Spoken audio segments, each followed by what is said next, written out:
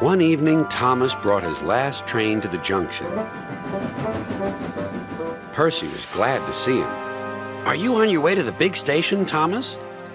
"Yes, I am. Why?" "Because I'm going there, too. I think something's up." Toby looked up at the sky. "Where?" "Not up there. Down here," laughed Thomas. "How can something be up when it's down?" Thomas was too excited to explain.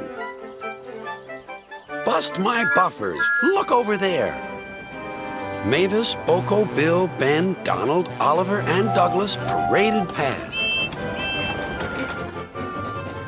"Good evening, you three," whistled Donald. "Aren't we all a fine sight?" "Very splendid indeed," admired Toby. "Sorry we can't stop. Sir Topham Hatt wants us all together at the station." "What is this about?" asked Thomas. "Sir Topham Hatt has a plan," answered his driver. "Come on." So they followed the other engines to the big station at the end of the line.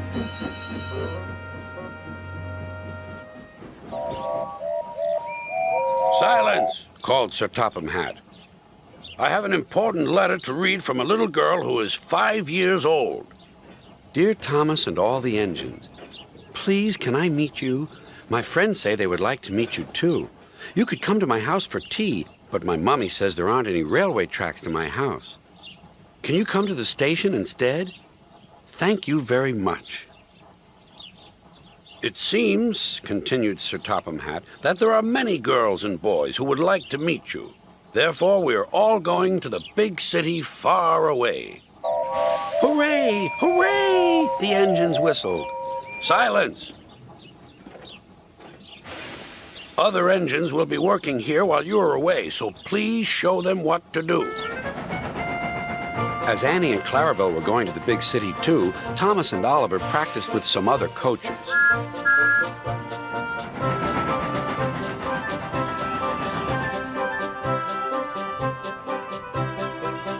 Thomas grew more and more excited. Too excited for his own good. "I'm glad I'm a splendid engine," he puffed.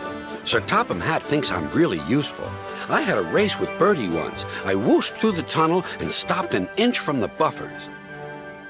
Then Thomas made his mistake. "Just like this," he boasted.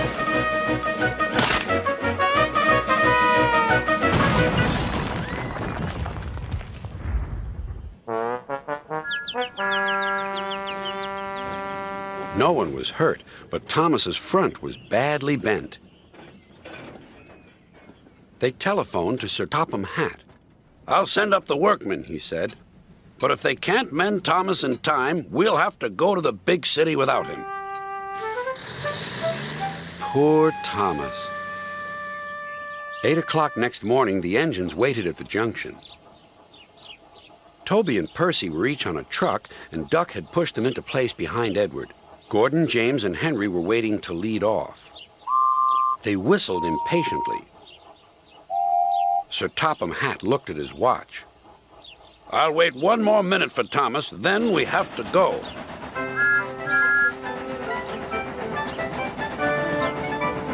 "Oh, thank goodness you're still here," panted Thomas. "I hope we're not late, as it's just after 8. The conductor blew his whistle and waved his flag. The engines cheered. "Look out, big city, here we come!" And the cavalcade puffed away.